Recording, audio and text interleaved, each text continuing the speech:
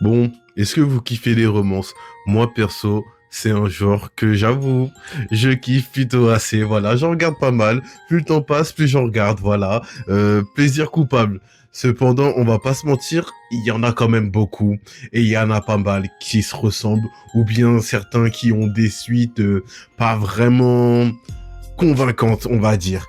Donc là, je vais vous faire une petite liste de 5 animés romances qui normalement vont tous vous plaire, ou en tout cas au moins l'un d'entre eux. Du coup, si tu en aimes au moins un, je te demanderai de t'abonner et de liker la vidéo, et voire même de partager et commenter. Ça m'aidera beaucoup, merci. Et pour le début, on va commencer avec un animé qui est assez connu ma foi, mais il est quand même vachement bon. Je parle de Tonikawa, dans lequel on suit NASA, un jeune homme qui s'est toujours fait moquer par son nom, NASA comme la station spatiale, et qui a donc décidé de devenir quelqu'un de très intelligent, de très brillant, pour que son nom impose le respect. Sauf qu'un jour, alors que sa vie était presque tracée, il avait presque tout réussi, il comptait aller à l'université, il croise la route d'une jeune fille qu'il trouve magnifique. Et alors il allait traverser la route pour pouvoir aller lui parler et lui faire sa petite demande pour aller l'accoster et tout. Un camion a failli renverser, mais la fille s'est interposée et a réussi à le sauver in extremis. Et c'est à ce moment-là que NASA a décidé que ça serait la femme de sa vie et donc lui fait la demande pour qu'elle soit sa petite amie. Cependant, elle accepta à une seule condition, qu'il se marie. Et donc NASA finit par accepter. Et qu'après quelques temps, après que NASA s'est mis à la chercher en travaillant ici et là, elle finit par réapparaître et ils se marient. Voilà. C'est un petit synopsis. Alors les gars, je vous dis, pensez pas ça va vous arriver, ça vous arrivera pas, c'est pas vous allez voir une meuf, il y a un camion qui va vous avoir et elle va s'interposer et même encore moins si vous dites hey, tu me plais, viens on sort ensemble, jamais elle va vous dire je veux pas qu'on sorte ensemble, viens on se marie. Croyez pas que ça va vous arriver. Cependant là c'est le cas et franchement déjà entre la romance, l'humour et tout le reste, c'est un animé vraiment très plaisant à regarder. Moi je l'ai regardé une voire deux fois même et à chaque fois j'ai kiffé. Voilà, l'animé a 2 saisons plus un spin-off, donc vous pouvez foncer, il est disponible sur Crunchyroll. On passe à un animé qui est pour celui-là assez comique hein, de par ses deux personnages principaux. Je parle de Haralen-san.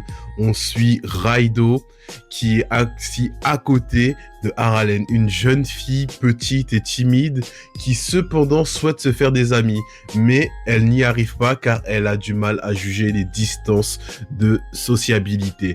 Donc quand elle commence à se rapprocher de quelqu'un, elle le colle vraiment beaucoup, mais sur le plan physique. Elle le colle énormément. Cependant, c'est un aspect de Harale qui dérange pas Raido, ce qui va permettre à ces deux personnages de beaucoup se rapprocher.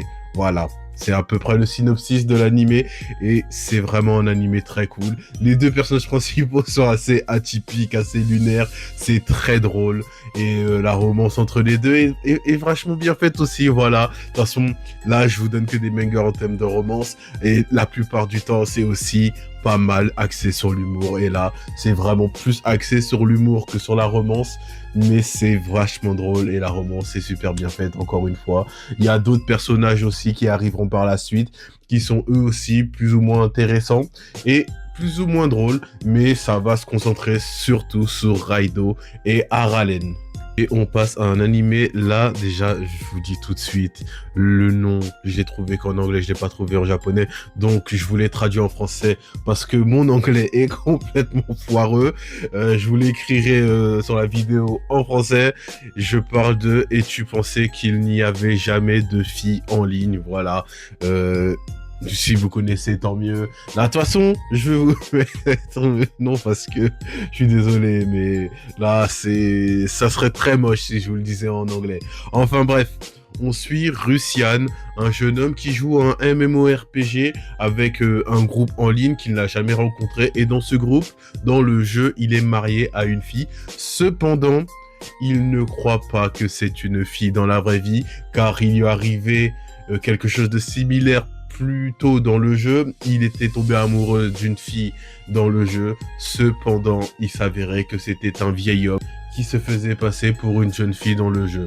Voilà. Donc, à partir de là, il ne faisait plus confiance, sauf qu'un jour, le groupe décidèrent de se rencontrer dans la vraie vie, et il s'avère que la fille avec laquelle il est en couple dans le jeu est réellement une fille dans la vraie vie. Contrairement à Russian, elle pense qu'ils sont vraiment en couple dans la vraie vie. Cependant, à cause de son traumatisme, il ne va jamais accepter ses avances. Voilà. C'est le postulat de base du jeu. Ça va mélanger romance, humour. On va aller voir tantôt en cours, tantôt dans la vraie vie, en dehors des cours, tantôt dans le jeu vidéo, ce qui fait un mélange sympa pour qu'il y ait des situations assez changeantes, disons-le. Donc moi je vous le conseille, un animé plutôt sympa, assez drôle, assez chill, avec une bonne petite romance, sympa, et surtout je pense que c'est quelque chose qui est sûrement arrivé à certains d'entre vous, ça m'étonnerait pas, voilà. Donc mes petits soldats, vous avez un animé qui parle de votre souci. On continue avec The Duke of Dead and His Maid. Yes, he's a Jew. Alors celui-là, je vous dis, ne vous arrêtez pas à son aspect. Certes, c'est en CGI, mais c'est en CGI plutôt bien foutu. On n'est pas au niveau de Trigun Stampede non plus, mais on n'est pas loin, c'est plutôt bien fait, ça colle bien à l'animé, ça fait le café. Mais de quoi ça parle? C'est simple, on suit un jeune duc qui est atteint d'une malédiction. Tout ce qui touche meurt, que ce soit des animaux, des végétaux ou voire même encore des humains. De ce fait, sa mère l'a envoyé dans un manoir secondaire jusqu'à ce qu'il arrive à se défaire de cette malédiction pour qu'il puisse devenir ensuite le chef de la famille. Voilà. Cependant, dans ce manoir, il n'est pas tout seul, il est accompagné d'un servant ainsi qu'une servante avec laquelle il a une relation assez particulière, car bon, ils sont amoureux l'un de l'autre, cependant ils ne peuvent pas se toucher. Voilà, vous avez le synopsis de base, et je vous dis, c'est plutôt intéressant, il y a des petites enquêtes, on a des mystères, c'est un monde plutôt fantastique dans lequel il y a de la sorcellerie, il y a des gens avec des formes autre quoi, on a même un homme oiseau dedans ou un truc comme ça quoi. Donc tu vois, c'est un truc qui va parler un peu de mystère, mais aussi de la romance, de l'humour. Voilà, on va devoir enquêter sur qui l'a maudit, pourquoi, comment se défaire de cette malédiction. Voilà, ce qui va être très intéressant. Je vous le dis encore une fois, ne vous arrêtez pas à son aspect. C'est un animé qui est vachement bien. Allez regarder. Et au pire, si vraiment la CGI vous dérange, bah allez lire le manga parce que je vous le dis, je vous le conseille. C'est vraiment un très bon animé, même au-delà de la romance. On termine avec The Girl I Like Forget Her Glasses. Non, ça y est, en fait, je suis trop fort en anglais. Je vous ai menti tout à l'heure, j'avais juste la flemme. Non, mais mon anglais est parfait, voilà. Mon anglais est parfait, je suis bilingue.